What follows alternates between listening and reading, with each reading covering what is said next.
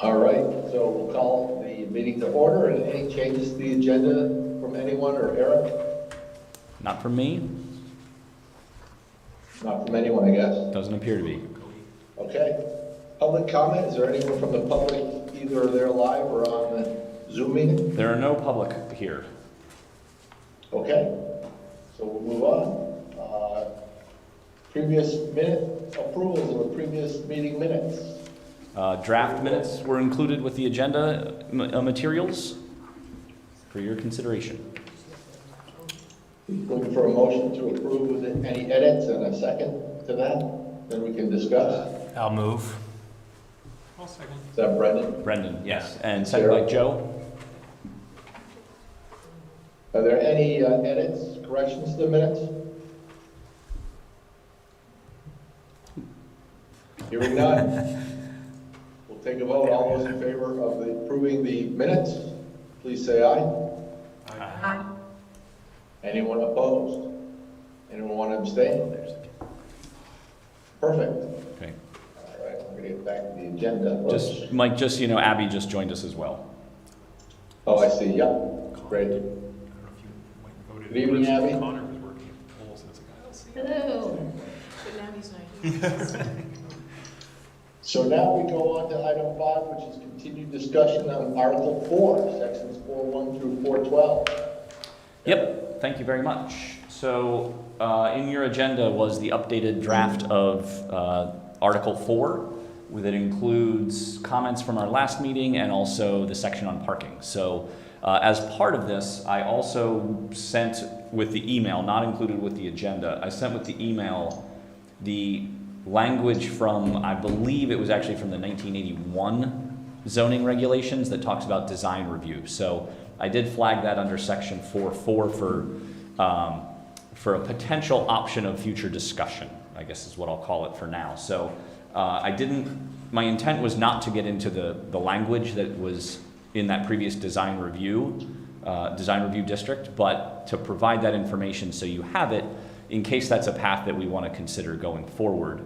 I flagged in Article 4 in the draft for Section 4.4, if we look at doing incentives, it would probably make more sense to move that into Article 5, and then we could reserve Section 4.4 for design review if the intent is to bring back some level of design review. So I wanted to provide that more as a reference, and I'll talk more about that when we get to that section of the document. So I'm going to go ahead and share my screen here so that folks in the room and online can see what we're looking at. And give me a second to reconfigure all my screens so I can see what's going on. Okay. One second, I'm just going to focus the projector a bit, or try to. It looks a little out of focus, at least for me.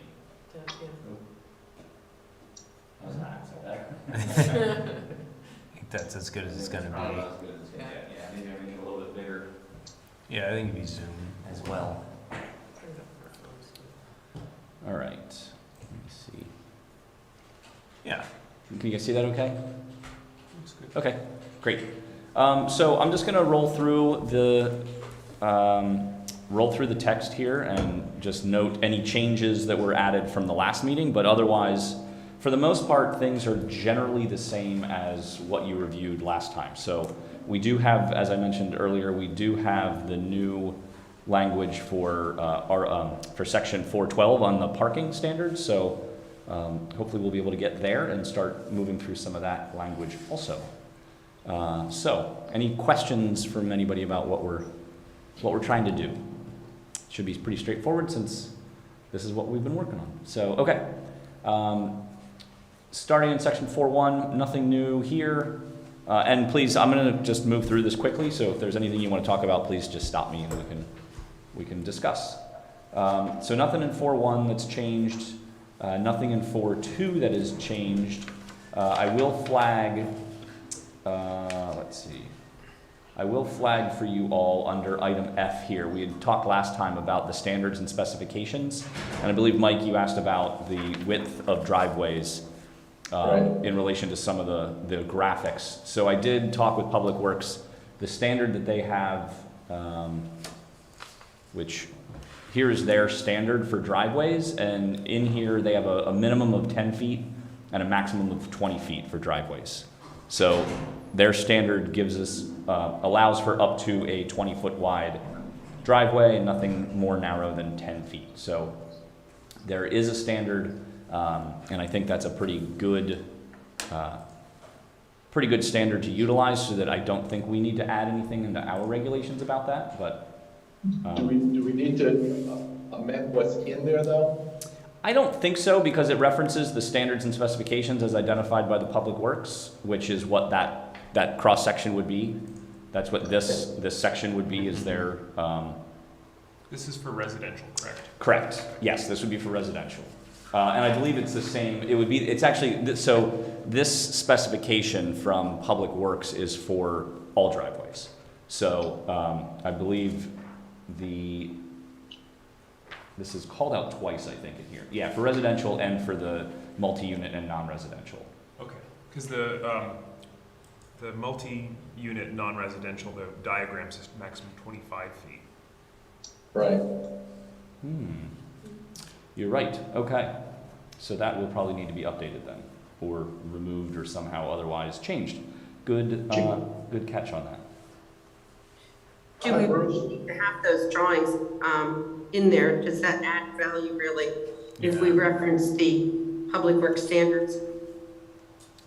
Yeah, That's a good question. I sort of like the idea of taking them out. It's like, Yeah, we can definitely remove those. And maybe put that graph or that illustration that you just showed us in the addenda or something, or in the appendix of the regs, or in it, I don't know where it might go. Yeah, I'll talk to Public Works to see how often they update those, just so that we're not, oh, hold on, please. It looks like Abby got kicked out here. Let me bring her back in. Hello, Bruce. Thank you for joining. Actually, really quick, I'm going to stop my screen share here, so we can introduce Bruce Wilson.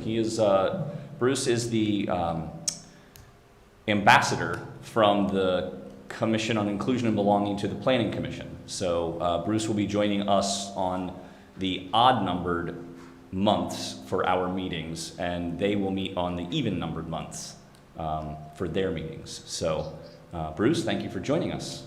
Welcome, Bruce. thanks, Bruce. Bruce, do you know the members of the planning commission? Or should we introduce ourselves to you? You don't Yes, need please. to, but, okay. Yes, please. All right. Let me start with Tommy. You can introduce yourself, and then Abby, and then the three of you that are in the room. Right, Bruce, it's nice to meet you. My name is Tommy Murray, and I live on Pleasant Street, and I'm just delighted to have you join us. I think it's going to be a valuable communication. Thank you. Abby?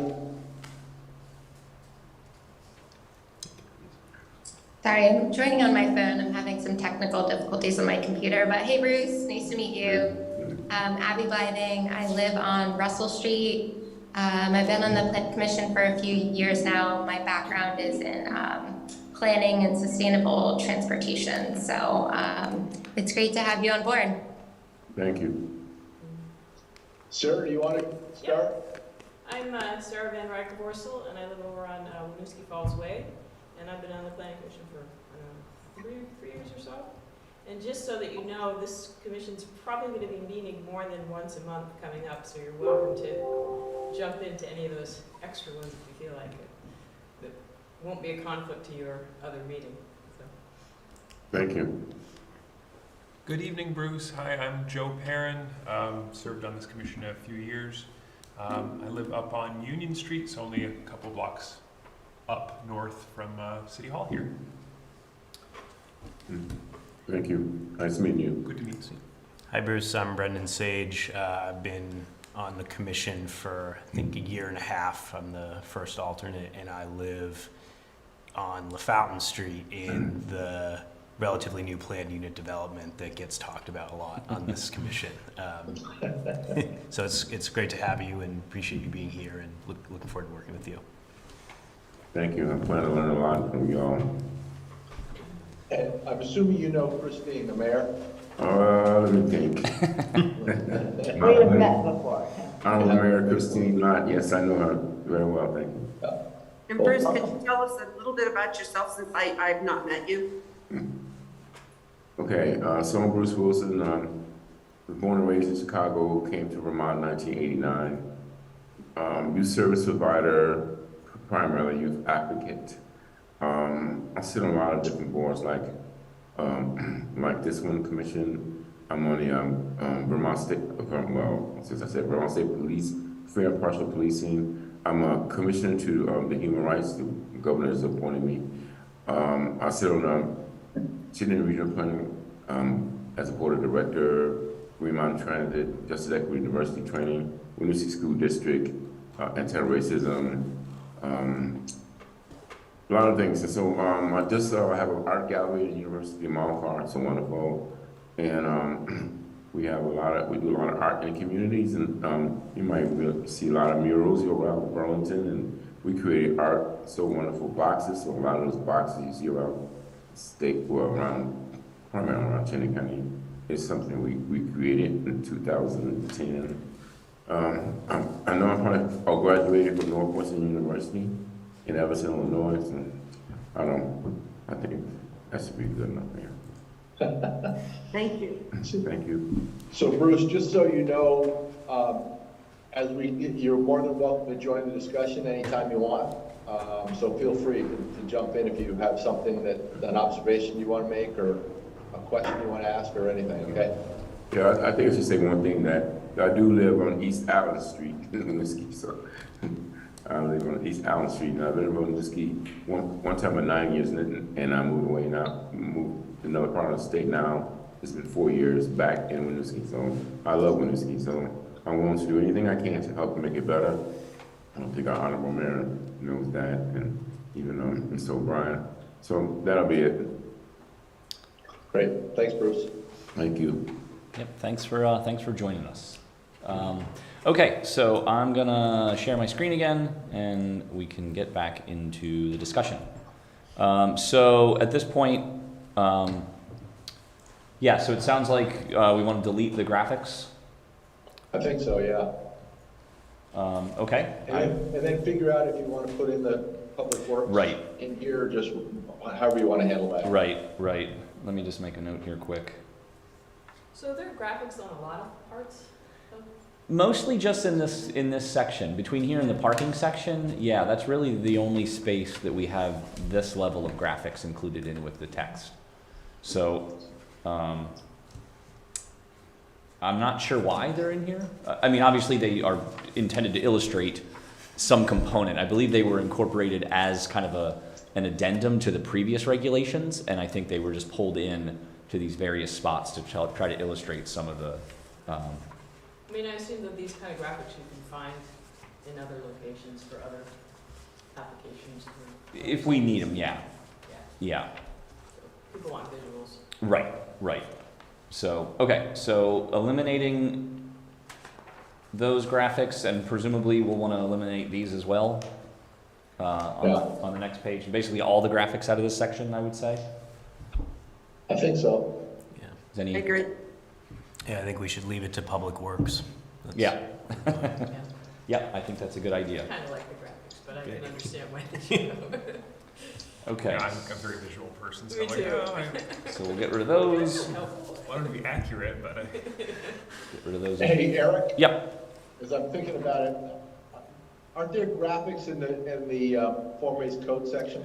I mean, there's some there as well, but they're really, because some of the regulations in the form-based code are so specific, the graphics are actually part of the regulatory mechanism and not just there as a visual representation. Yeah, but I was just wondering, like, the sidewalk width and stuff, is any of that in the form-based code that we could reference or not? For sidewalk width, no, that would be included, again, that would be a public works standard. Okay, all right. So you, Eric, and maybe Abby too, do you know that people ever use them? I mean, do you find them helpful to have? Have you ever, I've never used them. okay, In my interpretation of the code, I've never referenced them, so, doesn't matter to you? right, I'm fine either way. And Abby, what do you feel about graphics? I think they're helpful, and especially if they're accurate. So what I guess I'm not clear on is the inaccuracies of what's in here across all of the images, and whether all of the images are inaccurate, and whether we have standards for everything pictured here. Yeah, and Abby, I don't know if you were still on or if you had dropped off when we had talked about it, but Joe had mentioned that under figure 1, the middle graphic is inconsistent with our public works standards. So, yeah, I think, I know these are older graphics from a design project that was done I think in the 90s maybe. So it's possible they are all out of date, quite frankly. So they really are. Yeah. Before we remove figure 2 and 3 and 4 and 5, can we confirm we have a design standard, a DPW design standard for them, and determine whether these are in conflict with them? Because I think what they're trying to illustrate is helpful information about like not creating, huge curb cuts going into driveways and making consideration for pedestrian and overhang of the car. So I guess I would be a little hesitant to remove them all until we're sure that there are clear standards, DPW standards for each of these things, because they're kind of, they're not like commonly cited, like corner clearance and intersection stacking space and overhang for pedestrian, sidewalks and parking areas. Those aren't really common. I don't commonly see guidelines around that. Right. I think yes, I think that's a good point. I can check with DPW on these standards. I think well, I don't want to say in a lot of cases, but I think some of where these items would be regulated will end up in DPW's hands, just because they involve curb cuts and streets and locations and placements. So it's really going to be a lot more of their realm. But I will confirm with them that they have standards, or there is a standard that they would follow before eliminating these.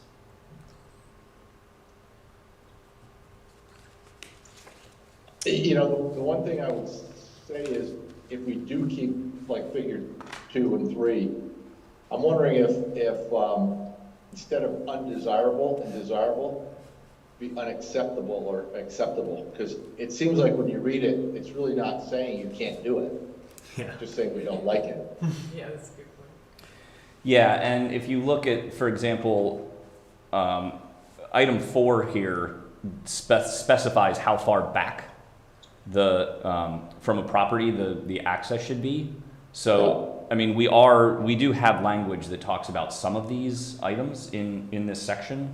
So the illustrations, I think, are more just visual representations of what we're trying to regulate. So, but yes. But I guess my point is, like, the figure 2 is talking about distance from a major street intersection or whatever, a secondary driveway. Mm-hmm. But it doesn't give a specific distance like that number 4 does. You know what I mean? Right. Yep. Yeah. Okay, sounds good. I will confirm with DPW or look at different language, or potentially see if I can find some more updated graphics as well. Okay. So let's see, moving on, nothing else on this section. Again, this is all just language that's been moved from another section. Conversion and change of use, nothing new here. So in 4.4, as I mentioned at the top, I sent out the previous information on design review. If we are thinking we want to keep some component of design review, then I would recommend that we move this language. Let me start over. If there's a thinking that we want to keep some component of design review and some component of incentives for protection of historic structures, then I would recommend moving the incentives to a new section in Article 5, because that's where we get into a lot of the detail, and that's where we just did the incentives for the priority housing. And then we leave this reserved for future language on design review. And we have the basis, or we had a basis of language of design review from the previous regulations, which I emailed out to folks, but was not included in the agenda. So, does that seem like a path forward for folks that is acceptable? It is, I'll jump in. It is to me, because I personally would like to see some kind of design review language stuck back in the regs. Yeah, and I think that should be fairly easy to do because there was language previously drafted or previously included in the regulations. And let me bring that one up here quick. So the bulk of the design language in the document that I emailed out, starting on page 6 of that PDF, is really where we start to get into the design review district, and then page 7 is where we really get into the specifics of it. Page 7 of the PDF. So this is really where we start talking about the intent, what's included, how it's regulated, what it's regulated based on, the makeup of the design review commission or committee, and things like that. So there is language that we can start with if that's a direction that we want to go in. So we're not reinventing the wheel, but it is going to require some action by council as well. And I see the mayor has her hand up. Yeah, in reviewing this, it seems to me that all of the guidelines for review are items now dictated in form-based code, which I imagine is why this was removed from the regulation. So a lot of it is in form-based code, but since that only applies to the gateways, the design review piece, there's really nothing right now that applies for design review outside of the gateways. So there's a map included in here as well that specified where design review actually takes place, and it's actually, I think I've got a better screen share for that. Yeah, that appeared to be like basically the downtown area. Kind of, yeah, the downtown, and just, so I tried to recreate generally what it is. This boundary is not the exact same as what's included in the map. It's close-ish, I'll say, but it's pretty much all of downtown and just west of downtown, and then extending out to East Spring and Hoods Crossing, basically, and the O'Brien Center. There was actually an amendment done to the design review language that basically took the downtown core out of design review, because I think my assumption, and Mike or Tommy, maybe you have more information on this, but I presume that was done because when the downtown went through its redevelopment, it requires design review to be done by council. So there's a separate design review process for the downtown as well. So I believe that's why that was exempted from design review through that one amendment. I think, yeah, that's what I remember. And the only thing I mean, if we do implement this, I don't think it hurts to keep that in there, because I don't know if there was a sunset on that council approval for development. It's still happening. Yeah, that still happens. We still get things brought to But us in design review. But what I'm saying is, it's happening for new projects. If someone wants to redevelop it, does it still stand? Yes. I mean, if down the road. Yeah, it does, because any project in downtown requires Act 250 approval, which requires the city to sign off on. So the city still gets involved in the design review at the council level for anything in downtown. Okay. I was in one meeting that I questioned one of the designs on something proposed being built. And one of the councilors actually said to me that, well, I don't really have any sense of design, but I think it's fine and I'm moving forward. And I'm not trying to insult anybody, but we might, get people who have a sense of design making those decisions, as opposed to just city council. I don't know how we go about that, but. So let me jump back to the article. So basically, so there is language, and yes, Mike, I agree. I think we would still exempt downtown from design review. But so in the regulations, Sarah, for the downtown district, in Article 3, there is the ability for council to refer any projects to, right now, to the Development Review Board. So if we did institute some sort of design review board, that could replace, council could refer to them instead of the Development Review Board for consideration for comment if they wanted to. So, so like I said, there is language that we can work with. I mean, obviously we need to make some changes and adjustments based on what was previously included in the regulations, but I think at least it gives us a basis to start from to try to reincorporate design review. So theoretically, like, could DRB and council have like a joint meeting if they so desired? So what we've done in the past with Act 250 is invited the Development Review Board to the council meetings to provide, we've given them the information in advance and invited them to that meeting to provide comment. Okay. Mayor has her hand up again. Yeah, I just wanted to raise that this feels very outside the scope of what's been in the work plan and the policy priority strategies. I think if this body is interested in design review, then that needs to be some kind of recommendation to council to consider for the next prioritization session. Well, I'm going to push back on you, Christine, because we've had in our work plan, and we've discussed for a couple of years, historic preservation. And so that's how, at least I'm looking at this, is to try to get something in there to help keep our historic structures the best way we can. This is one avenue. And I mean,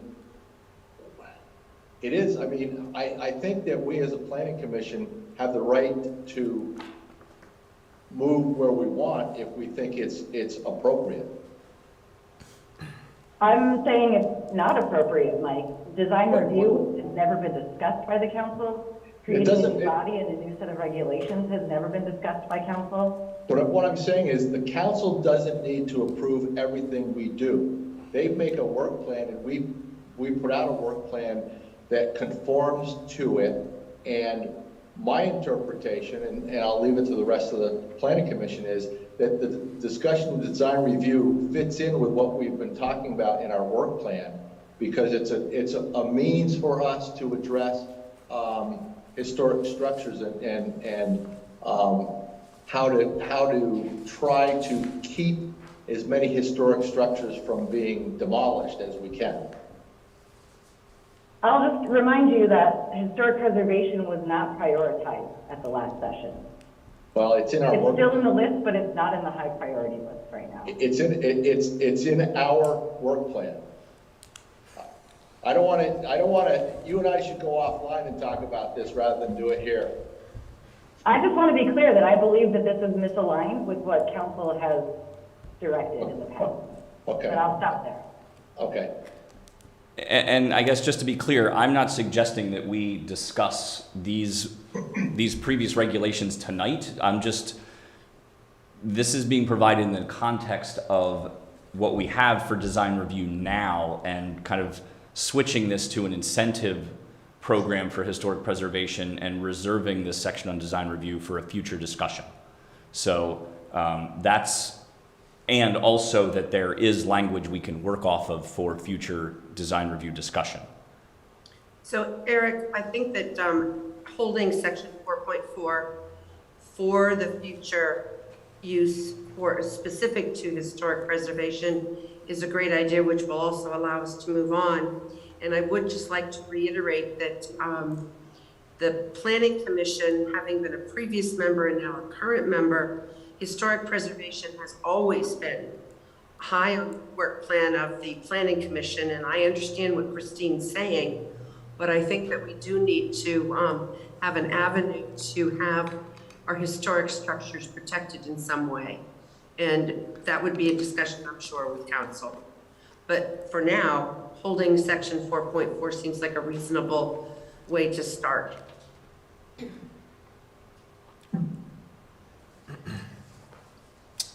Okay, thank you, Tommy.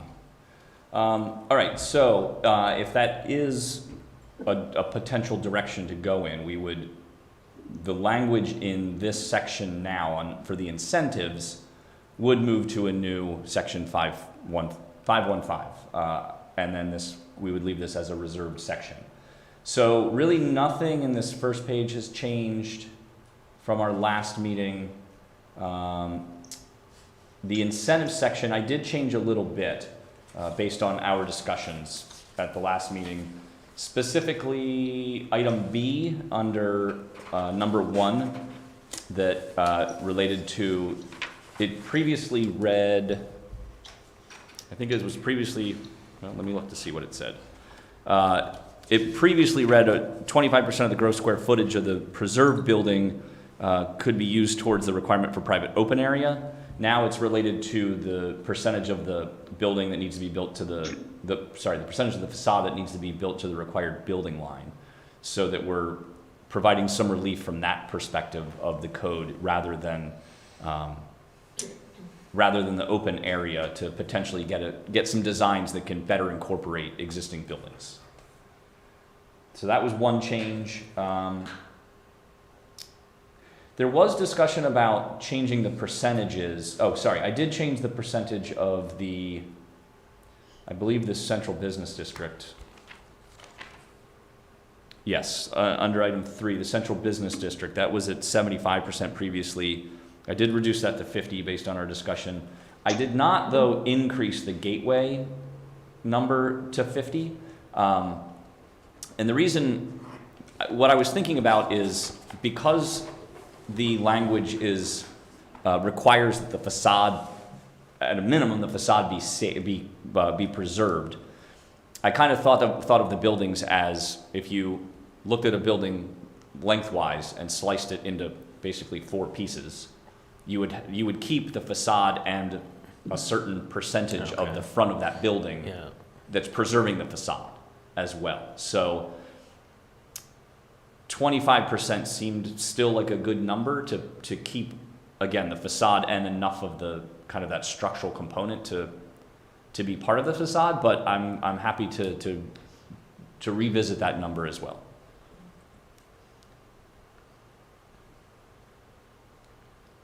If there's any thoughts from anyone.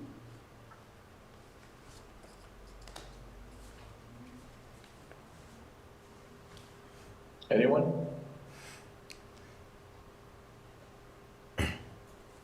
So Eric, you're talking about just in the downtown core? So that would be the gateway. Gateway, I'm sorry. Yeah, sorry, the gateway. The downtown core would still be 50%. The central business district would be 50%. And then in the residential districts, it's still 100% of the building. Got you. And in the gateway, there are requirements anyway, correct? Not for historic preservation. Not for, right. There's I'm sorry, my mind's wandering here. What does it now say? You said you'd move it up to 50%. Is it at 25? It's 25%. Yeah, right now it's 25%. We did talk about making them all 50% except the residential at the last meeting, but I left it at 25, but wanted to have the discussion. So, yeah, I guess I like 50%, but what was your reason for leaving it there? Well, if I'm thinking about a building in long ways, say it's a 100-foot long building or 100-foot deep, I guess. If you cut it into 4 pieces, you're keeping 25% roughly of each piece. So because there's the requirement to keep the facade, you would be keeping the first, basically, quarter of the building. Yeah, sort of like functionally, what does it really matter? Right. Yeah. Sorry, Brad. I did, just going back a little bit, in 4.4 to applicability, I didn't really scrutinize this, I guess, as much last time we looked at it. Mm-hmm. I just had a question about these regulations shall not apply to garages, sheds, or similar structures. And why is that? I know that sheds are statutory, but like... Yeah, I was thinking that mostly that would be, that's a good question. I was thinking mostly because those are accessory structures on the property and maybe not necessarily part of the primary structure that we're trying to preserve. And if we're Right. looking at percentages, I didn't want somebody to say, well, I'm saving the entire shed, but I'm tearing down this other massive building. Okay. Yeah. So, I guess I only bring it up because I'm thinking of, Yeah. in some instances where like the accessory structure could actually be a substantial Yeah. building in and of itself, like sure. if there's a large carriage barn or something. Yeah, on LeClaire Street near me, there's actually a really cool like barn thing that I don't know if it's an old garage or what, but it's like out behind one of the houses. So I don't feel strongly about it, but I think while intuitively the idea, oh, it's a garage, that must not be, or it's a shed, that must not be historic. Like I think it's possible that like it could actually be the Sometimes reverse. The work buildings stay better true to the time period they were built because people don't need to change. I Right. mentioned it because actually I'd met with a couple who had recently purchased a property here in Winooski, and they had a pretty large former carriage barn that was used as an art studio, and they were pursuing just the feasibility of converting it into maybe a couple of like accessory dwelling units, and wondering what and because it was actually a historic barn, that they could maybe get grant funding for it and what they could pursue. So sometimes those buildings can be considered in the realm of historic. So I just Sure. wondered why this was here, but I guess that Is- makes sense. Would there be a way we could get that language in to cover those somewhat? I don't know. That's a good question. I'm not sure. I guess I was focusing mostly on the primary structures for the protection. Hey, Eric? Yeah. I wonder if, going up to that language, how about shall apply to these things on a case-by-case basis? I don't know if that makes sense or not, so that, I think, Mike, unless there's a standard to evaluate, then I think it's Yeah. too arbitrary. Can we say something about an auxiliary building could potentially qualify? Could you? I think that kind of gets back to the concern Yeah. of the accessory structure being preserved and not the primary. So, but Eric, what if we said instead of shall not, how about if we just say may apply? And again, I'll say on a case-by-case basis if identified as significant or something. I'm just trying to go to Joe's point, how do you get it in there so that it's not a carte blanche, nothing, these regs don't apply to any of these secondary structures when you have, as Brendan pointed out, a nice historic carriage house or something that maybe it is desirable to keep it.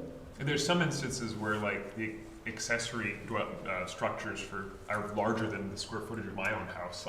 Well, and that's what I was thinking is potentially we could add a caveat of size to it so that structures that are below a certain square footage it wouldn't apply to. Right. Yeah. But I like that. That makes. That's probably a very good rough approximation, of if it's small, it's probably not potentially as right. historic or valuable or whatever. Yeah. And do you think you do that on a square foot basis for the structure or a percentage of the main building? That's a good question. I think we could do either, quite honestly. Yeah. I can look to see if there's any standards that we could follow in that regard, to give us some better footing, I'll say. All right. But yeah, I can work up some language to clarify that if it is a larger accessory structure, that it may apply there as well. Yeah. But otherwise, I think it feels okay. Okay. All right. So back to the incentive page. Anything else on here Oh, and also I think, yeah, I added item 5 here. I don't think this was in last time, that the percentages will be calculated on the exterior walls, not any interior space.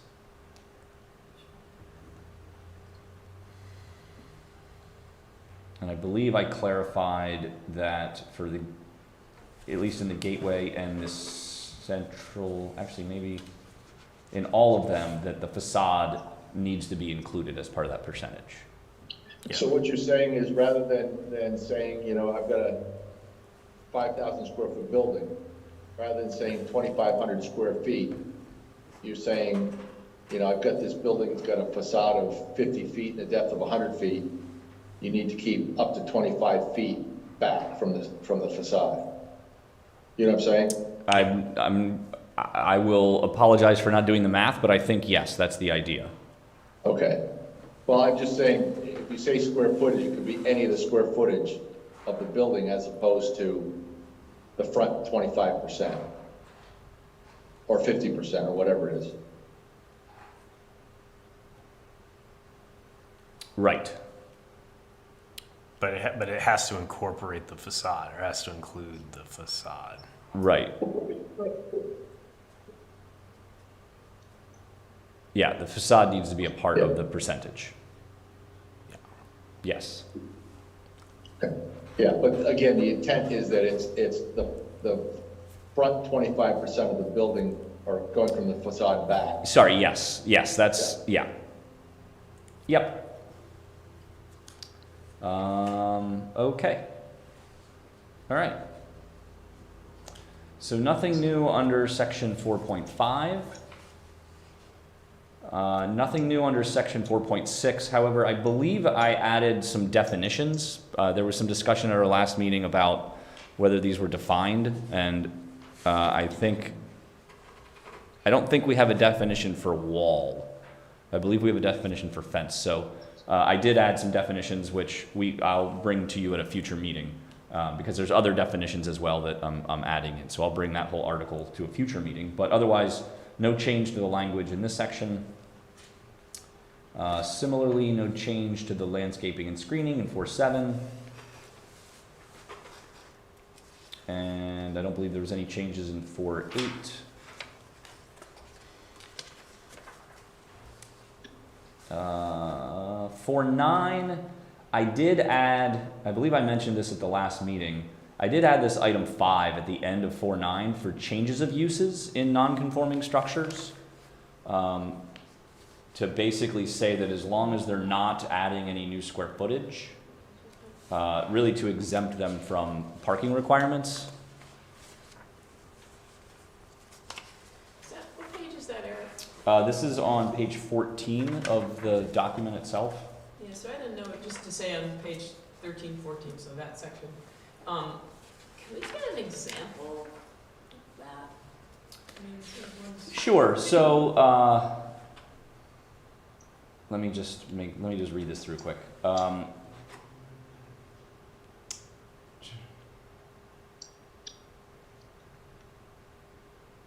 Yes. So, for example, if let's see, what would be a good example of this? This is mostly going to fall within our residential districts, I think, is where we're going to see it. So, for example, I believe Chick's Market is a non-conforming structure because it doesn't meet any of the setbacks. So normally what we would do, and I believe that's also a conditional use in that district. So normally what we would require is that if there's a change of use or something else, it would trigger a need to bring the site into conformance. So in this case, what we're saying is that if you're not adding any square footage or altering the building, you can reuse that building as it is. This is a question for me, and maybe I've brought this up before, but like, can somebody reference, like, in theory, like a historical use of a property, like back to, like, you know, for one of these non-conforming conditional uses? Like, say for instance, like a property that had been used as a market in the past, that has since been converted to an apartment. Say somebody proposed, like, hey, this was used for a long time as a market and actually suited kind of the needs and character of the neighborhood. That's not the right word, but could somebody propose that and get like a variance for that? That's a good question. I believe, well, And would that be a good thing? Like, I don't know, like, in the case of, well, I guess it depends on where it is and how we classify the use currently. So if it's a use that is in our use table, we would have to follow the use table. okay, If it's a use that is not included in the use table, there is a provision that an applicant can go to the Development Review Board and request conditional use if it's not currently listed. okay. So, Because I'm just seeing that, like, with the advent of like modern zoning, where there were like historically neighborhood markets, yep, and they've kind of like, you know, as that business model became kind of less viable, they disappeared. But say like, you know, as we become a more walkable city, if we wanted to return to that, if somebody could say, hey, there used to be one here. right. Um, And we do actually allow those in our regulations now for small markets, or like what we call basically a neighborhood commercial or a neighborhood cafe. okay. We do allow those uses in our residential districts currently as conditional So Chip, uses. once somebody turned it into an apartment, you're saying that somebody could turn it back into a store? Correct. Okay. In that district, yes. Within, they wouldn't need a variance or. They would not. No, Yeah, it's currently in our regulations as a as a conditional use. use. Yep. Yeah. So we would permit that, or it is able to happen, I should say. And I guess that's just one example I was using. Yeah. It was more like for other types of small scale shops. Yeah, I think for the most part, we've tried to allow for small type of commercial uses in the residential areas. I think pretty much for that reason. Okay. Okay, moving along. Nothing else in this section. And I believe nothing else in, 410 or 411. Those are all the same as well. So that brings us to 412, parking. Everybody's favorite topic. So there, Eric, I have a question. yep, sure, Bruce. What other city departments do you work with to get the answers that you come up with? That's a good question. I think it depends on the topic. So things that fall into streets or kind of in the public works realm, I definitely work with the public works department on those questions. For parking here in particular, I worked actually with Abby quite a bit on this section to come up with some of the draft language, since her expertise is in transportation.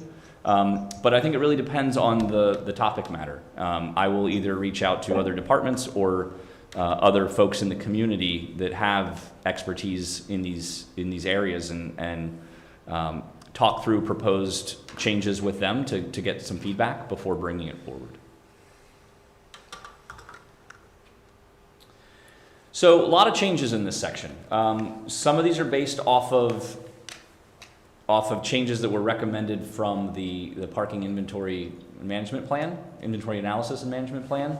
Also, like I said, Abby and I spent quite a bit of time going back and forth on this section as well. So a lot of the amendments that are proposed came out of those discussions. So what we've done is, I'll just give you a quick overview first before we get into it. What we've done is expanded the list of uses a bit more, so that there's a little more nuance in the regulatory structure for minimum standards.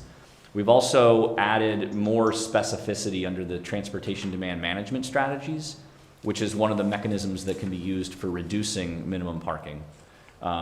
We also included a new section on bicycle parking and kind of what that looks like tied to the transportation demand management strategies, and then also included some additional incentives to potentially reduce parking as well. So mostly focused on electric vehicle charging and what that looks like. So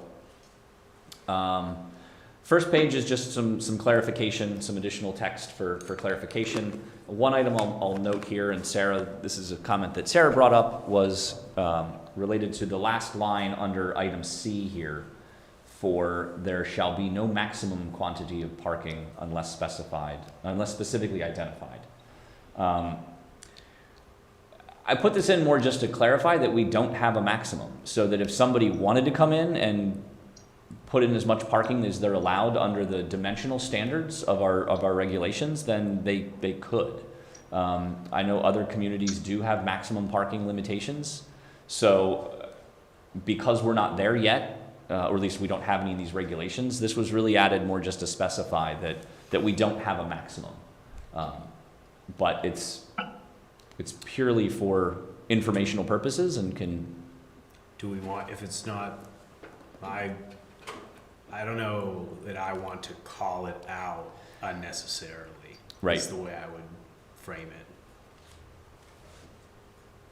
it. Say that again. So it's true, there's no provision currently that has a parking maximum, okay?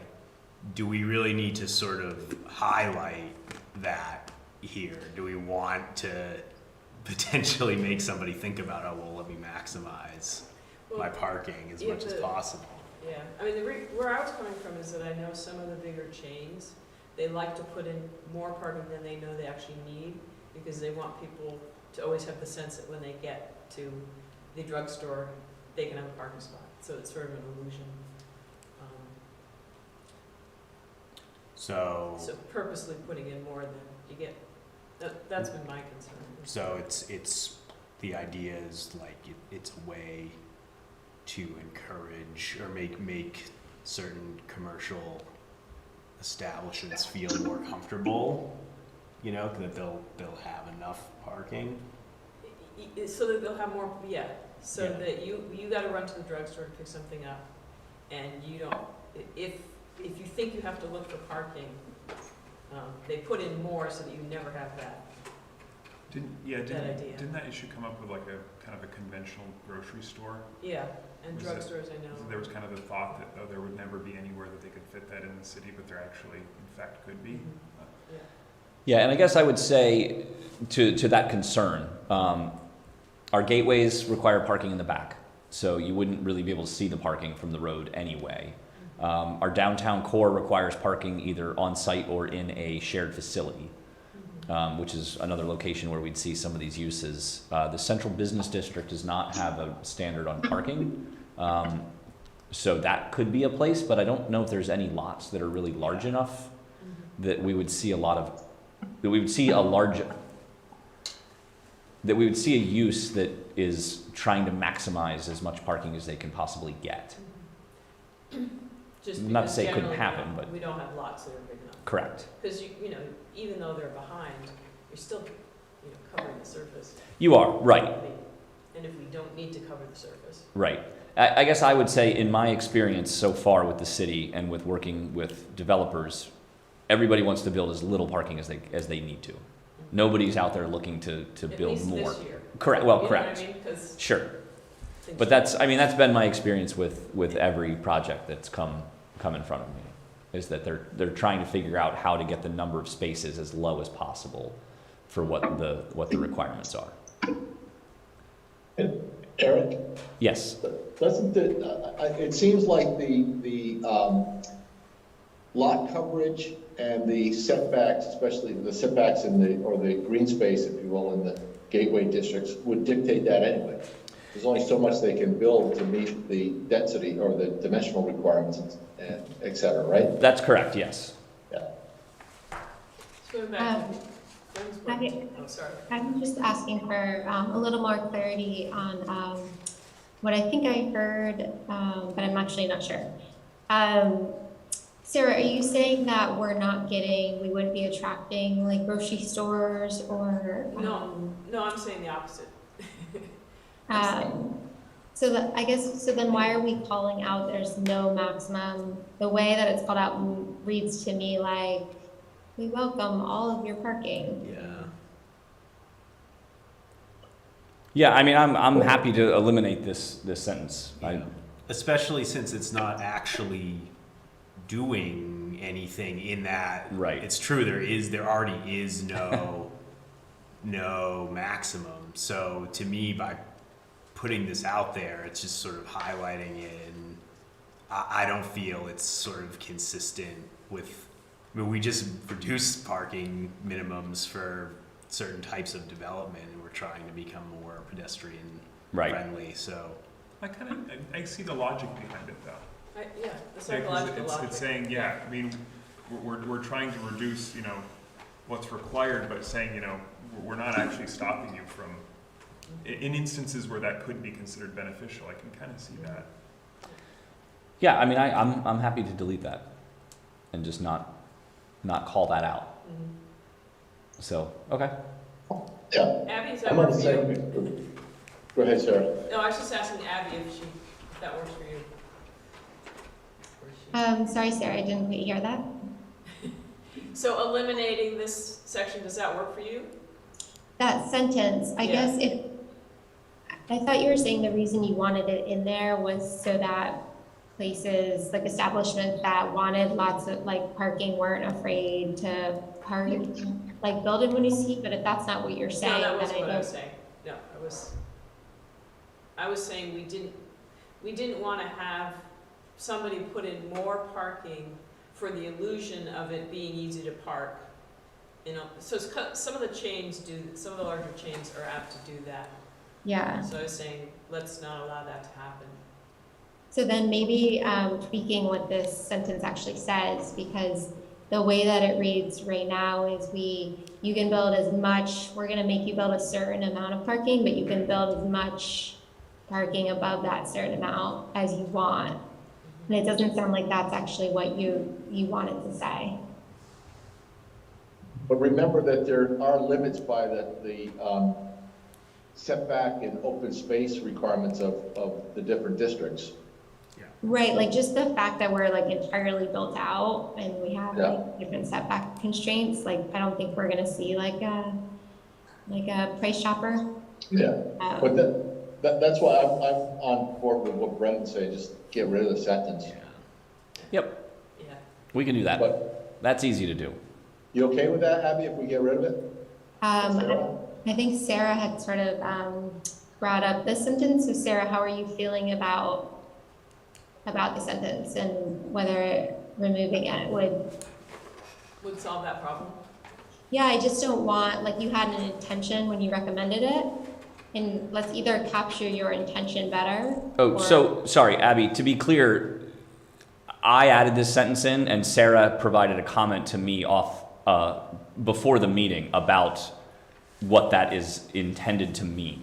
So Sarah's not, this isn't a suggestion of hers to include this sentence. Oh, okay, then yeah, I would be on board with removing it. Sorry. Yeah. So Sarah, you okay with that too? Yeah. I think everybody's in favor of removing this sentence, Yes. including Sarah. Okay, thank you. Great. So, okay. All right. We're all trying to get to the same place. Right, exactly. Okay, so here we get into the table, and we'll do this in a couple of sections so you can all see it. So as I mentioned, we've added more use categories, not a lot, but added a few more. And I also provided with the email of information about the meeting, a use table for adjacent municipalities and what their parking standards are, just to give you a sense of what other communities are doing. So we've added some additional uses, but also in some cases, we've reduced the amount of parking that was required in those, in the uses as well. So we're keeping our single unit and 2 unit for 2 spaces per unit. Multi-unit is still 1 space per unit. And I wasn't sure the phraseology, this is kind of an aside, with 1.0 spaces, or if that should just say 1 space or 1.0 space. So I wasn't sure if that should be pluralized or not, but I pluralized them all. So if that's reading weird to folks, then anyway, I don't want to dwell on that point right now. So multi-unit dwellings is still 1 space per unit, and then 1 for every 4. And then so this new item of multi-unit dwellings in the RA, RB, or RC is really intended to capture the planned unit development incentive that we added, so that because those would be multi-units, they would fall under the 1 space per unit. But because they're in those residential areas, we want to keep them at the 2 spaces per unit as they are now. So that's why this is in here. And then accessory dwellings and cottages, 1 space, which I believe, yeah, that was previously included under this top line. Hey, Eric, Yes. I'm going to interrupt you because on Well, you just talked about the PUDs. Yep, Multi-unit dwellings in a RA, RB, or RC. In theory, am I right? Let's look at Brendan's development, that's a PUD. yep, They're detached structures.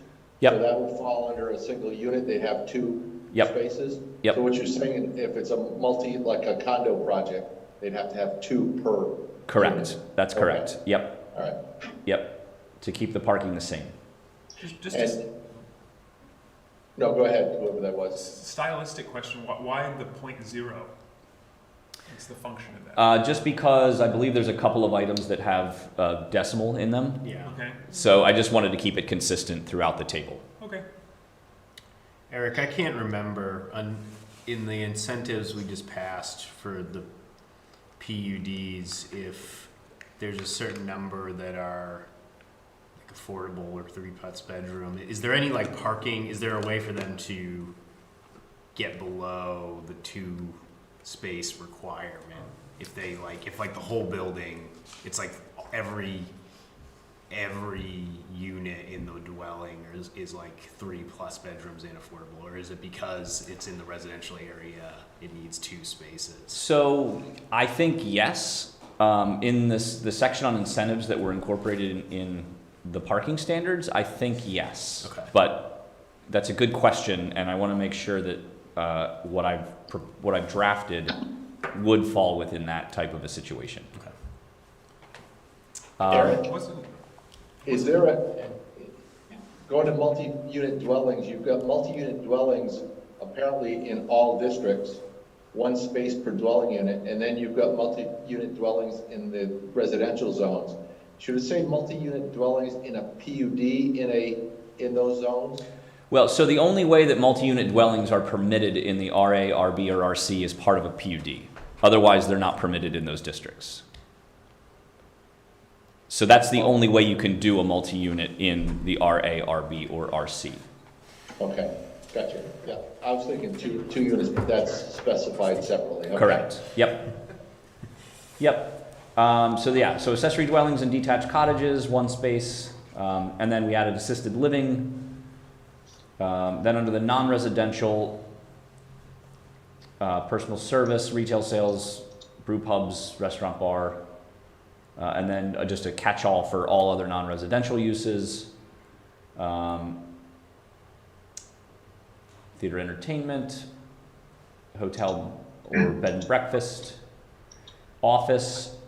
This is one area where we've reduced the parking a bit. It was at 4 spaces per 1,000 square feet, which seemed excessive to me personally. Yeah. So we're dropping it to either 1 space per dedicated office if it's a building like this where we have actual office spaces, or 1 per 500 gross square feet.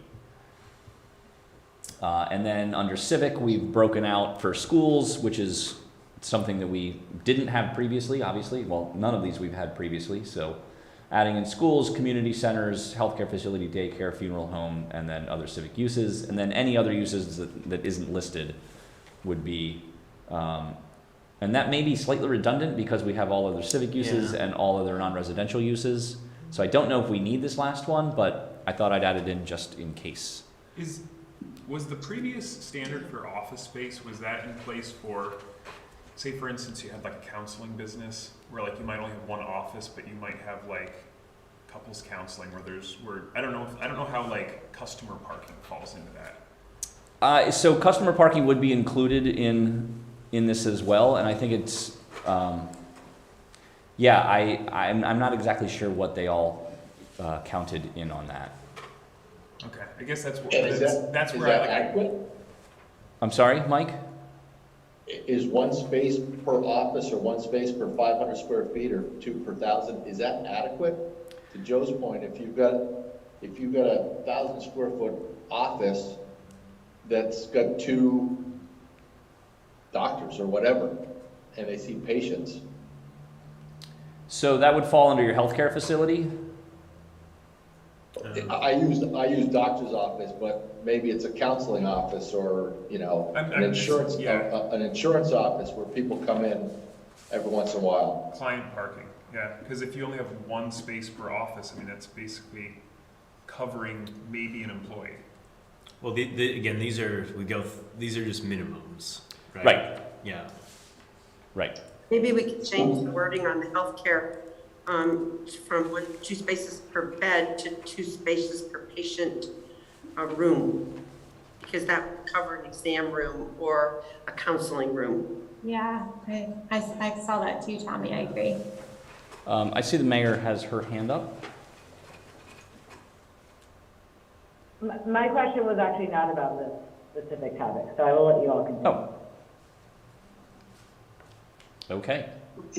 Yeah, so getting back to the office, the other thing is, you've got dedicated office, and the intent is, if I've got a building with 3 offices in it, it's those 3 offices.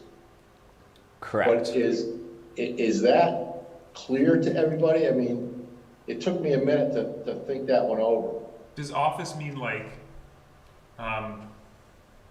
yeah, I guess because like the title office seems to be among the most vague in that kind of menu there. Yeah. And that's why I'm kind of worried about dropping it from what does seem to be an excessive standard to something so low. Right. Because they're healthcare could have an office. right. Well, and I guess I was thinking about this more in the context of like the offices here at City Hall. Right. So we have offices in the back. I don't see, I mean, customers show up to pay bills and sometimes they come to see me, but I'm not seeing people in my office on a routine basis. Right. So I don't think there's any reason to have extra spaces because I have an office here, because I'm not typically seeing clientele. I guess, and I'm kind of thinking more of like professional offices where there might be like an attorney's office where you're, perhaps meeting with clients who are. So here we have a definition for office. Okay. Our definition for office is administrative, executive, professional, research, or similar organizations and laboratories having only limited contact public, provided that no merchandise or merchandising services are sold on the premise except such as are incidental or accessory to the principal permissible use. So it takes into account that there may be visitors. Correct. And it also, I think, going back to Joe's comment about the word office, I mean, is office the structure? And when you say dedicated office, is it a structure dedicated to office, or is it each individual room that is used for by an individual for an office? You know what I'm saying? I just want to make sure it's clear. I see. I was thinking of it as the latter, that it would be for individual office space.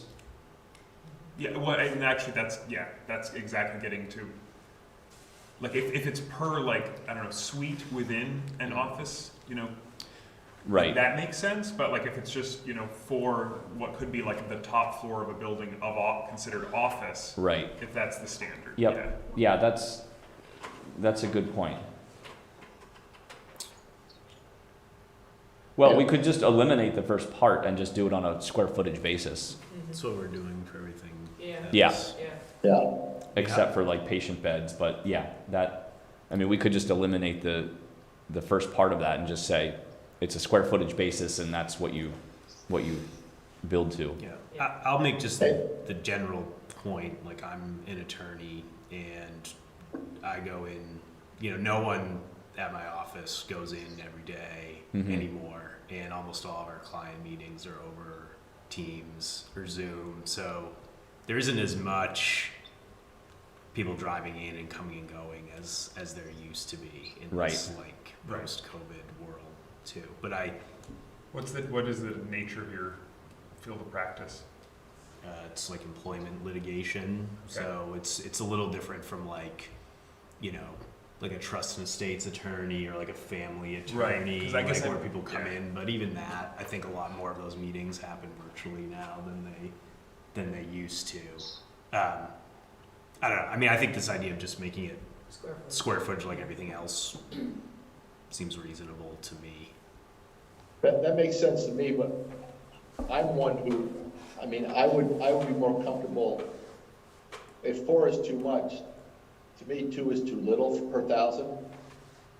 Maybe go in the middle, 3 per 1,000.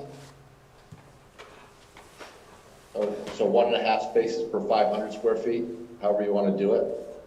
That's just me. Everyone else may don't, like usual, say I'm crazy, but that's okay. Christine, you didn't want to talk about the parking or for this? Not the office, I was gonna talk about different uses. Okay, but parking though. Yeah, it is about the parking too. Yeah. We may have beaten the office to death, so. Well, so just looking at the table of other communities, in Burlington, they have 3 different standards. There's 2 different office categories that are included for other communities, general office and medical office. So just looking at the general office line, Burlington is 2 spaces in their neighborhood district and shared use district, and none in their their multimodal mixed district. So just 2 spaces total. In Colchester, it's 3.5 per 1,000. In Essex Junction, it's 3.5 per 1,000. In Essex Town, it's 1 per 250, so 4 per 1,000. And in South Burlington, they don't have any parking standards or minimum parking requirements. So I think I was going to say, I think we're more of an urban area than some of those communities. So I think reducing it from 4 is appropriate, but I would push for 3 per 1,000. Anyone have any thoughts? Yeah, I do. And Is that Bruce? so, are we talking about parking in the back of businesses in their parking lot? this would be parking That part for, yes, parking for an office use, their on-site parking requirements. Okay. So I would say, as long as they have handicap accessibility and access, they should be able to put any more spots that they want. If they have to park in the front, normally, which is usually on a main street, then why can't we meter that area? Yeah, good questions. So this would be the minimum required parking that they would need to have on their site for in this case for an office use. On-street parking, the metered spaces, we don't really assign those to any one use. They're kind of open for the public, for whoever wants to use them. So those typically only count. Well, we have a provision that we allow for on-street spaces to count as part of a client portion of parking or a customer portion of parking, but not for an employee or residential parking. Yeah, I get that part. I just still know. I understand the limited, or like they should have whatever, like Mr. O'Brien was talking about, the limited 1,000 square feet for 2 or 3 parking spaces in their back. And I get it, and I'm sure they want their patients or whoever, to show up, and I also understand why they don't want to have a lot of parking, because of the limited square footage that they can use for something else. But I'm saying, my point is, if they got the minimum requirement, for 1,000 square feet, for example, I would think that we want them to park in the front on a metered space, but that's just where I think. I get it, Tony. Thanks, Bruce. I get what you're saying. Thank you. I kind of remember this, there was discussion about this when the project that went up at the corner of Bellevue and Main was, because with the Main Street redesign, there was some reductions in existing on-street parking and in favor of multimodal, as well as some of the bump outs and things that were trying to be done. And so there was a lot of discussion about what effect that would have for overflow parking there was, I think, some mixed office space that was going in on the upper floors, and whether that was adequate. Well, to speak to that area, you would see that Bellevue Street now has a significant amount of on-street parking. Now, Eric, going back to, you came up with this number, and I'm assuming that you and I think Abby maybe help with this one as well. Is this going back to the parking study and evaluation, sort of overview of? So the parking study didn't get into specific uses and minimums for uses. It did, I believe it did have some language about providing more uses in the table. That it was just too vague that we had right now. So the numbers here in the case of office, I kind of just use City Hall here as a basis for what the number of spaces we have currently, the number of offices we have, and just the number of square footage, the amount of square footage we have in the building. So it's sort of, it's not an educated thing, it's more of a, this is why I observe. I mean, I'm not saying that. No, correct, yeah, I mean, there's, and. The same way we all have an opinion. Absolutely, obviously. right, right. Okay, so that makes it harder, sorry, I thought maybe you could answer it in a way. Yeah, we studied this and that's what we came up with.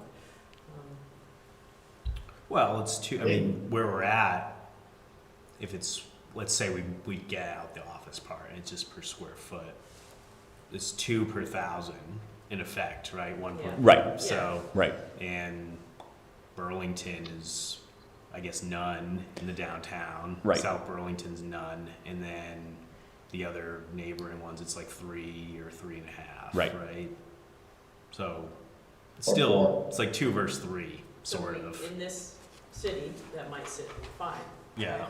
Seems- I think Yeah, And and Eric, don't we have a provision that they could reduce that for alternate things, shared parking, street parking, that kind of stuff? well, I was just going to say, we do have the provision where, yes, client or customer portion of parking can be done with the on-street facilities. Shared use, there needs to be at least it needs to be 10,000 square foot of Yeah. non-residential to qualify for the shared use provision. So yeah, I mean, we do have the ability to reduce parking further from what the minimums are if folks are interested in pursuing those avenues. So, I mean, I would also say, you know, in Winooski, we have, compared to some of the other communities, the more rural communities, we have significant on-street parking as well. So, you know, and not to, I want to say this without sounding greedy, but for the meter, we have metered spaces. So if we can push people to the metered spaces, that's helping the city rather than requiring them to park, rather than requiring them to develop an excess parking on a site that could be used for other things, because we are also land limited and I think parking that's is a good expensive argument, and takes up space. That's valid. Are we continuing with that kind of path of, because like I know like one of the things we kind of just talk about from time to time is like neighborhoods with permanent parking, and that was discussed, like that's really not an expanding pattern. So like, are we continuing going forward with more metered parking throughout the city? We are, yes. Yeah, we continue to evaluate where we're seeing the need for metered parking. I think our last expansion was down on West Canal Street in front of the old Peking Duck House building. We installed meters down there and metered that area. The bigger challenge for expanding the metered parking is just the enforcement and having enough people here to Right. do the enforcement as necessary. But one of the things that came out of the parking study did talk about the resident-only parking and kind of getting some potential changes to that, more formalized process and things of that nature. So we are looking at, internally right now, we're looking at what options we might have for some of those programs. So yeah, everything's kind of always being evaluated. I think I've said this like a number of times over the meetings. The one thing that does linger in the back of my mind is certain places in the city that I've seen where there really isn't adequate like stacking for both lanes of traffic. I don't know if stacking is the word, but adequate width. Right. And so there is currently like street parking on both sides where there probably shouldn't be. And I guess this is probably not the venue for it, but like I would really I'd love to see that tightened up throughout the city, is where like, okay, well this side of the road is a bike lane and this is parking. Right. You know, there's adequate. Well, and we do that. The most recent example that I can think of is actually, I think up on George Street. George Street and Manso Street both were, I think, allowed parking on both sides, and we evaluated them and removed parking from one side. I would also say that to some extent, on-street parking is a traffic calming mechanism for just that reason. Because if you've got cars on both sides, you have to slow down and take it easy. So that can be a good thing sometimes. Yeah, I'm seeing it as like a safety concern in some of these instances where, because if you had there isn't enough space for 2 cars to pass, let alone put, you know, somebody on bicycle in there. It's kind of a bad situation, and it just seems really staggered and fragmented. So in the interest, I just want to remind folks it's 7:50, but I did want to ask, are people comfortable with this 1 space per 500 or 2 per 1,000 versus 4 versus 3?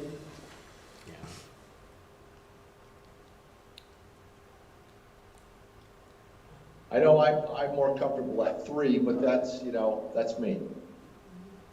And if everyone else is comfortable with what was proposed, then we can move on and we can let the mayor speak, since she's had her hand up for about half an hour, I don't know, a while. I'm comfortable with 2, but I'm just an alternate, so. That's okay. That still counts. It still counts. I'm comfortable with it as well. I don't know if you are. So Christine, why don't you go ahead? I'll be brief. I just wanted to ask if we consulted the school on those uses, and the second question was about assisted living. I saw that Burlington did 1 for 4 beds versus this 1 for 2, so I wondered how we came to that number.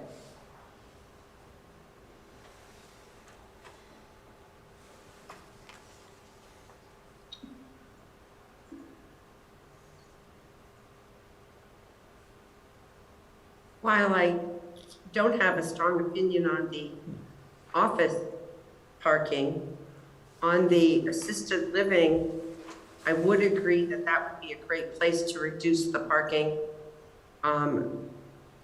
as Christine described other areas are doing.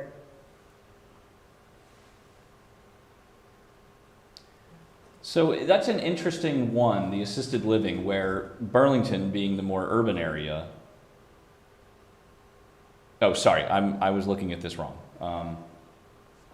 I think the difference there may be, my interpretation is that Burlington actually has quite a few more nursing homes, whereas Winooski has a number of like actual senior living facilities. That's kind of how. The difference between an assisted and a senior living. An assisted implies it's a reimbursement issue that assisted requires you to have some healthcare oversight, which makes it more likely that you're not going to have folks who are able to drive. Okay. As compared to a senior citizen, where it shouldn't be significantly different than anywhere else. Okay, so like we wouldn't consider like Courtyard, Spring Gardens, Great Cedars, any of those, like those are not in the assisted living realm? Correct. So we also have a definition for assisted living homes and residential care that basically says state licensed, where'd it go? A state licensed facility that provides rooms, meals, and personal care services and living arrangements designed to meet the needs of people who cannot live independently and usually do not require the type of care provided in a nursing home. So that sounds like, I mean, do those facilities have like I actually don't know this, do they have like a nurse on site or like those aspects? I do. Don't know. Well, they do. They may not have a nurse on site 24/7, but they do have a nurse presence, and they do have licensed aides who are assisting the patients or the residents as needed. Okay. So that the needs for parking there for those residents is going to be very minimal as compared to a senior residence where they may all want to have a car. Yeah, I think we're saying the same thing, Tommy. Because I guess I'm considering some of what we have in Winooski might fall under that category. Oh. Yeah, except for, what is it, Our Lady of Providence? Right. Yeah, so I guess, so just so that I understand, you're saying that the assisted living number may be too high, maybe too many Correct. spaces. Correct. So if we did something similar to Burlington at 1 per 4 beds, would that be more consistent with your thinking? I think that would be fine, and it's more parking for visitors. I kind of, when Eric and I reviewed these, I like to use Montpelier as like a good comparison to us, and was kind of checking how Eric's suggestions fell within their regulations. And this was one of them that they had at the 0.5 per bed as well.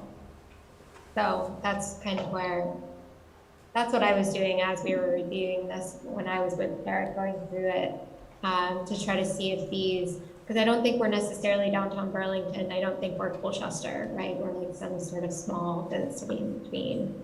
So the majority of the parking there will be employees, and some visitors at certain times of the day would be the majority of patient parking at an assisted living facility.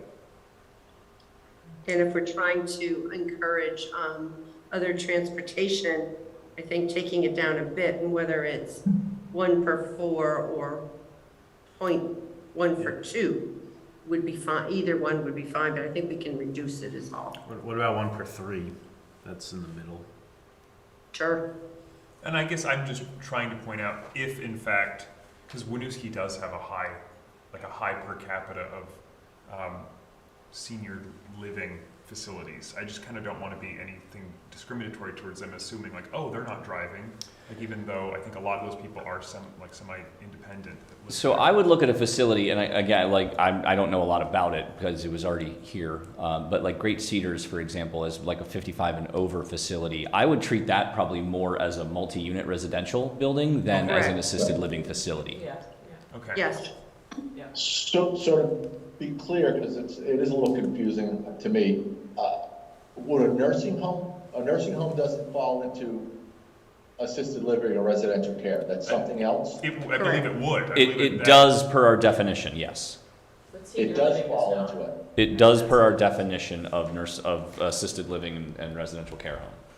Okay, so an example of assisted living might be like the Barlow Street properties. Well, that's what I'm asking. That is Yeah. exact, and Eric is saying he wouldn't interpret it as such. Well, They're not assisted though, they're independent living. yeah, I'm just trying to think of what we have for assisted living or residential care facilities in the city. The only one I can think of is Our Lady of Providence, isn't it? Okay. Are we talking about what's going to be built? Yeah. Not existing. If somebody wanted to build I one, guess I was going off would of be why different. our standards might be different. I mean, Yeah, I don't know the definition to differentiate between nursing home and if assisted living is something different, or residential care. assisted living and nursing home are different. Yeah, And so we certainly could put nursing home in there, but I would also, I think that it should go in there, maybe something different. Or just list it and have the same amount of spaces, but list it so that it's clear. So the reason this is categorized as assisted living and residential care homes is because that's what we have in our use table and that's what we have in our definitions. So Okay. if we're splitting this up, we're going to need a new use in the use table and a new definition, Okay. which is okay, but just so we're clear, there's some additional steps that need to be taken if that's the direction you all want to go. Or some additional sections need to be amended as well. I don't think I'm even calling for a change. I just kind of want to be clear about when we're making this change, what we're actually making it for. Does that make sense? Absolutely. and I think that the rationale that Abby pointed out makes sense to me. How do people feel about Brendan's suggestion of going to 1 per 3 beds? So a little less than the 1 per 4, but not as many as 1 per 2. And that's just 3s between 2 and 4. There's not anything more in it than that. So I wouldn't, don't Well, give. since I think you didn't support my don't want office, the I'm not going to support yours for this one. But I think that's fair. It's just an incremental reduction versus, Yeah. Okay? And then we can do the same thing for office. by increasing it incrementally from what the new one says, or decreasing it from the old one. Right, Yeah. Yeah. right. Okay, so on this one, go to one space per 3 dwelling unit or beds. Yep. Actually, no, it would be, we have to take out, oh, interesting. If it's 3 spaces per bed is what we're saying? No. Or per unit? For Are we- what? Oh, Across the board where we have ores, we should pick one or the other because it muddies the water. Yeah, So for this one, just based on what I'm seeing in other places, I would get rid of the dwelling unit and leave the bed. yeah. yeah, that makes sense. Yeah. Yeah. So 3 spaces Yeah, per, You figure it out. Yeah. 1 space per 3 beds. Yeah, you can put 1 space for 3 beds. That's fine. is what yeah, we're there you saying. go. Okay. And you're gonna change office up to 3 per 1,000 now? No, we were going to leave that at 2 based on the consensus of the group. Oh, I just heard Tommy support me on that, but that's all right. I can live with either one. I'm okay with either one too. Then I would suggest 3. And I But can that's, support that, but Mike. that's me. So the other question that the mayor had was about the schools, if the school was consulted on these numbers. We did not talk to the school. I wanted to get input from you all first to see how this was, where these numbers landed. Yeah, it sounds like you and Abby got these numbers from somewhere though. Yeah, I mean, we looked at what other communities were doing, and I think this was based on actually looking at Burlington's numbers. Burlington. Yeah, Yep. they had 1.5 for primary school in their neighborhood and shared use, and then 7 in their neighborhood and 5 in their shared use. So we basically just split the difference at 6. So, It's probably good, though, to reach out to Sean up at the school to make sure that these aren't going to cause an issue. Remember what happened when they did their expansion? Right, and remember, these are just minimums, so. No, I understand that. yeah. I just to make sure that they meet the minimum today. Right. Yes, that's correct. Yeah, I was actually gonna look back through the plans for those to see how much new space they added and kind of what they had compared to the number of parking spaces they ended up with. This isn't gonna affect that anyway. This will not, doesn't no. make sense. So this would be for a private school opening up or something? Correct. because they'd gone before DRB for a variance, Yes. didn't they? Yeah. Yes, they did. They did, because we didn't have a use category previously for schools. Okay. I wonder if you should ask them anyway, because if they are successful in introducing busing, that might impact the need, like their future projected need. Right. Yep. Yeah, I can reach out to them and see how this would It affect. seems to be kind of a good courtesy regardless. Yep. Yeah. So, Eric, it's 8:03 or 8:04? I can't read my own clock. 8:03 on my phone. Do we want to, are we close to a place to stop for the night? Well, we could get through the rest of the table. There's only a handful more uses here, and Okay. just call that if y'all are comfortable at that point. So, like I said, the only other thing is whether or not we need to, that I had a question about was whether or not we need to keep this other uses not listed because we're capturing or get rid of the other non-residential uses and the other residential or the other civic uses because they're all 3 of them are showing the same number. Yeah. They're all at 1.5 or 1 space per 500 square feet. So Well, why don't you just put that, leave the last line in and take out the civic and the other one? yep, that's what I was thinking.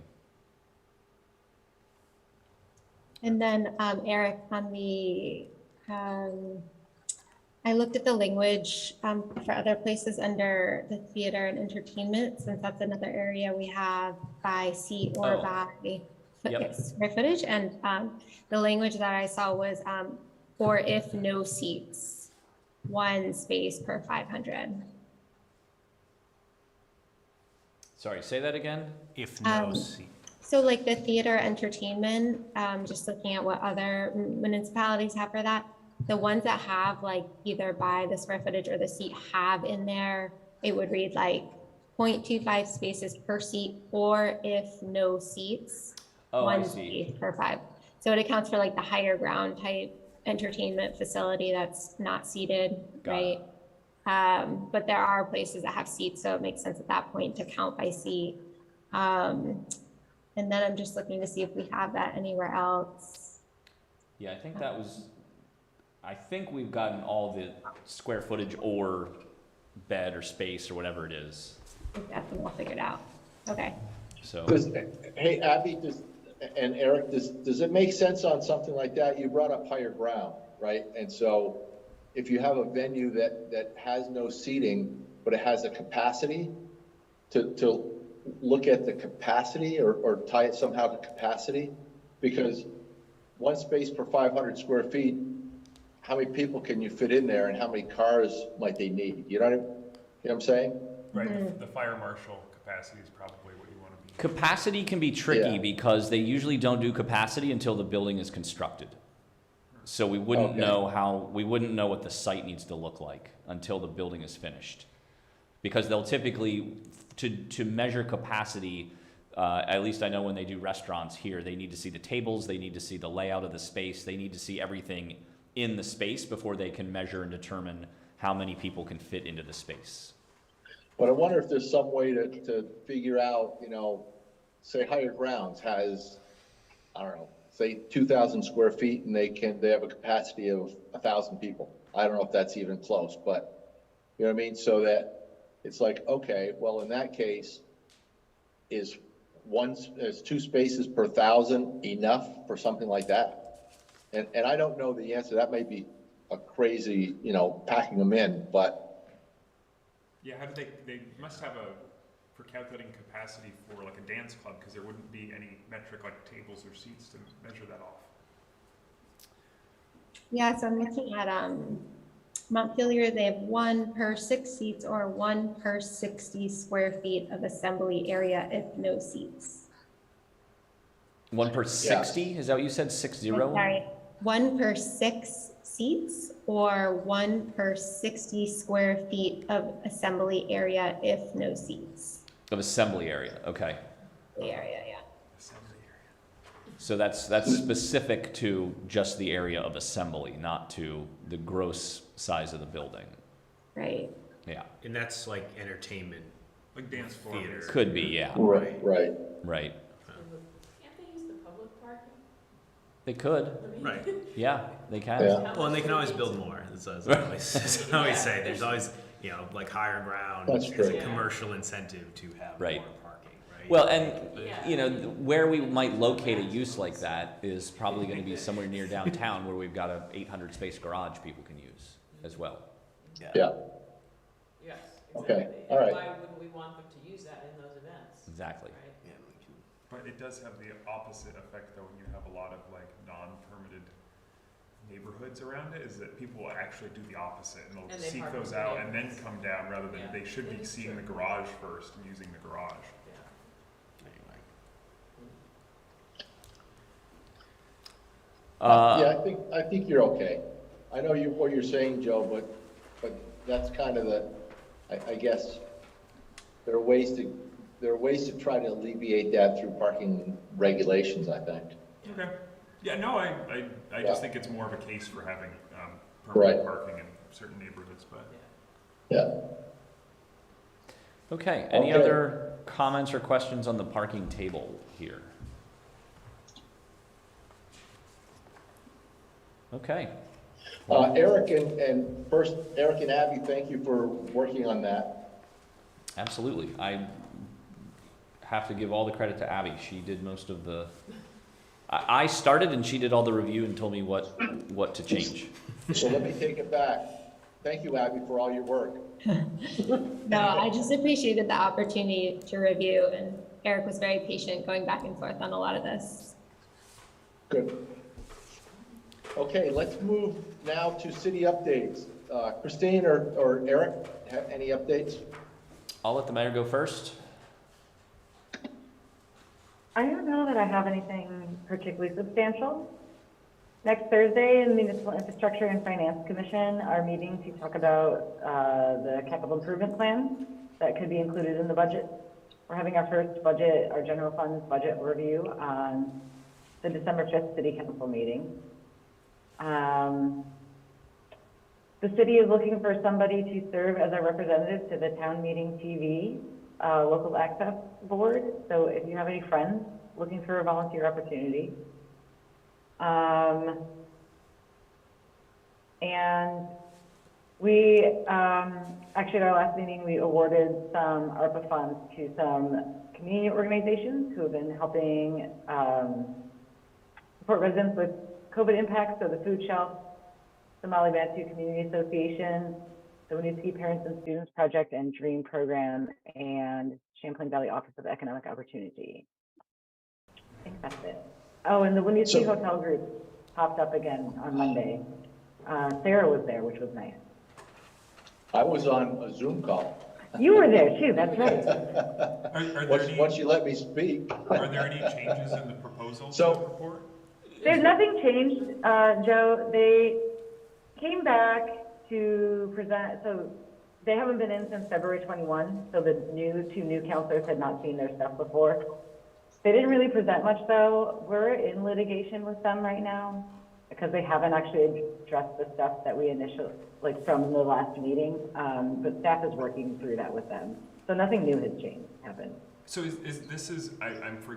this is not lot 7D, this is the group That's correct. This is lot 9, which is in front of the Champlain Mill. Yeah. And is there any, has anything moved on 7D or there was? Yeah, they're making progress. It's slow, but it Okay. is moving forward. Okay. And has anything arisen again from, there was, I believe Redstone had proposed a hotel for East Dallas. They're not doing anything Yeah, right that's, now. Okay. there's nothing happening there. Okay. And Christine, you can address this after, but kudos to your staff, the city staff for the election. It was, Thank you for working it, Mike. well, it was a very interesting and I won't say complicated, but it was there was a lot of new things happening, and it was handled very well by Jenny and Janet and the other volunteers. I'll throw myself out of that because I just was there for the heck of it. And if Connor was here, I would thank Connor he was there volunteering as well. That's right, yeah. Yes, yes. I don't know what the final, okay, when I did the math, I thought it was 71% turnout, but I got an email from Jenny that it was 51. I'm unsure, but either way, that's higher for sure Well, than normal. It's interesting because on the Secretary of State's website yesterday, it said 71%. And today I looked the city and it said like 50-something%. So Yeah. I think what happened was some of the votes for CSWD got double counted probably. That's what I wondered, yeah. Yeah, Okay, yeah. I think But it was 71 still is a heck of a insane turnout. for like yeah. any American election, Yeah. especially a midterm. I think I heard Jenny Yeah. say today there was about 3,500 ballots. Yeah.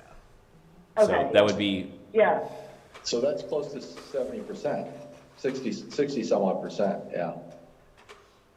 But yeah, it was, I'm not sure It what our was- voting population is, but that's less than Like 50% of the total 5,400 or population. something. I was gonna say 51, it's somewhere in that area. It's gone up. She said she was registering new people too, so. Yeah, I think she said she registered a couple hundred yesterday. That's what I thought she said too, yeah. Yeah, it was great, or yesterday, Tuesday. Seems Today's like Thursday. yesterday. Yeah, I'll pass along the note of thanks though. yeah. Okay, thanks, Christine. Thank Eric? you. The only item that I had for city updates was just to let folks know that City Hall will be closed tomorrow. So if you have any business you need to do, don't try to do it tomorrow at City Hall because we'll be observing Veterans Day. I don't know, Mike, if forgive me for if I'm overstepping, but I don't know, Bruce, if there's anything you wanted to provide from your commission since you're here as an ambassador. First of all, I want to thank you for letting me be an ambassador to the Planning Commission. I think it's very important that all our inclusive and belonging group commissioners be a part of every city department to help work together on making decisions on how cities should look on inclusive and belonging. And so I learned a lot. I'm still learning. I'm so glad most of my board of directors are developer, so I know a little bit.